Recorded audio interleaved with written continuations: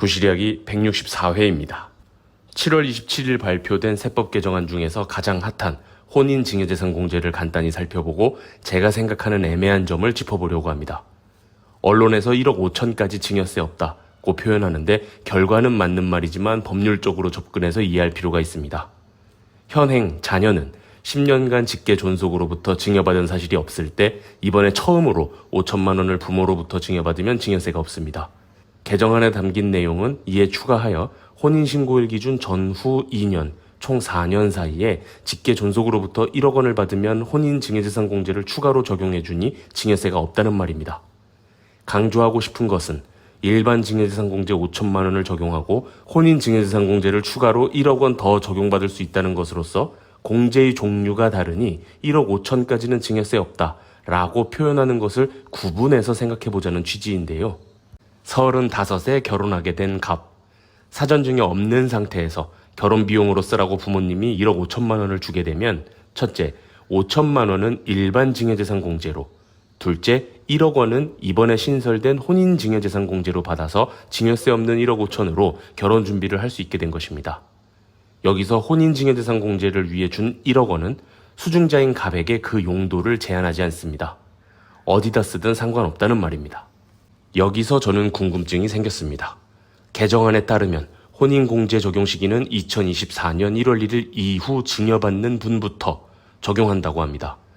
2023년 7월 10일에 어머니로부터 신혼집 목적으로 아파트 취득자금 1억 5천만 원을 받은 갑은 5천만 원은 공제 5천만 원 적용해서 증여세 없이 신고만 해두었고 나머지 1억 원은 차용증을 작성해서 연 1% 이자를 어머니에게 지급하기로 약정, 내용 증명까지 해서 증여가 아니라 빌린 것이란 입증력을 높여놨습니다. 이 법이 실제 2024년 1월 1일부터 적용했다고 해볼게요. 갑은 2024년 1월 10일에 혼인신고를 했습니다.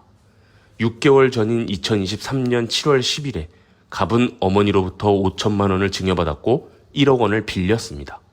만약 이 규정이 2023년 7월에 있었으면 1억 원을 빌릴 것이 아니라 이 역시 증여받았을 것입니다.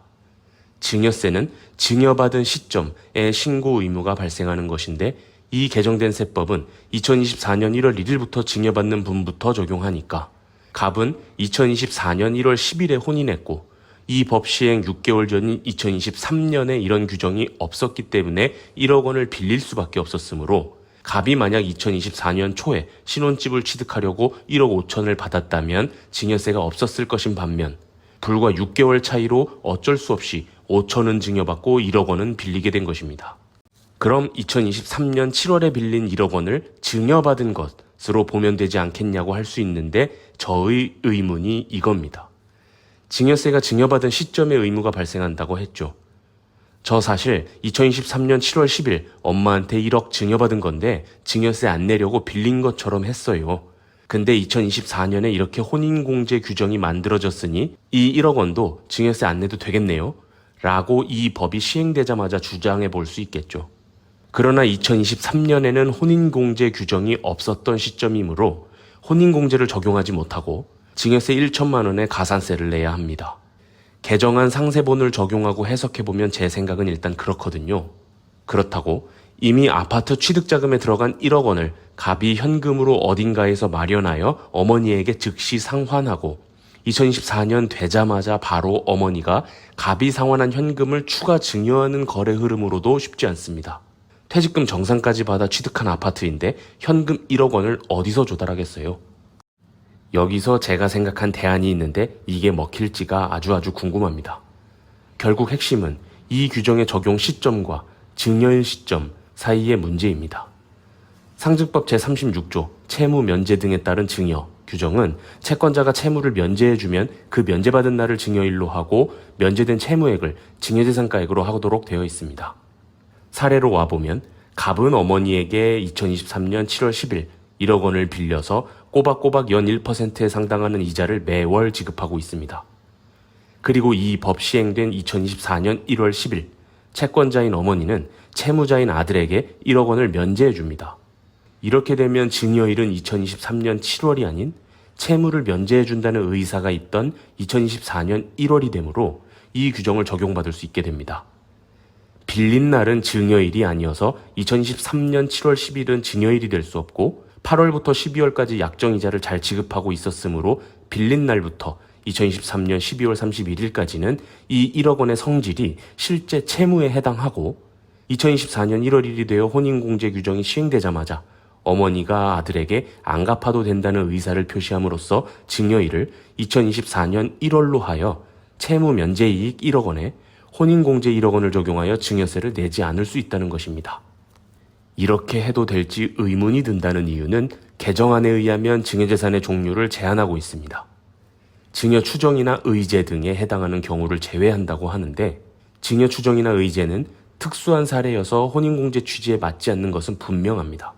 다만 원문 그대로 보면 증여 추정, 의제 등이라는 표현을 써서 여기에 등에 어떤 것이 포함될지 모르기 때문입니다. 부모가 채권자로서 채무자인 자녀에게 상환 의무를 면제해 주는 것뿐만 아니라 아버지가 대신하여 내가 받은 은행 대출 1억 원을 변제해 주는 것 또한 상증법 제36조 대상인데 채무 면제 이익의 증여세를 혼인공제와 관련 없는 규정으로 볼 이유가 전혀 없다는 생각입니다. 사용처를 제한하지 않는다고 했으므로 이미 주담대를 끼고 본인 명의 집이 있는 자녀가 혼인을 한다고 1억 5천을 받아 증여세가 면제되고는 이 1억 5천으로 주담대를 상환하는 것과 아버지가 대신해서 주담대 1억 5천을 갚아주는 상증법 제36조 채무 면제 증여 규정에 전혀 차이가 없거든요.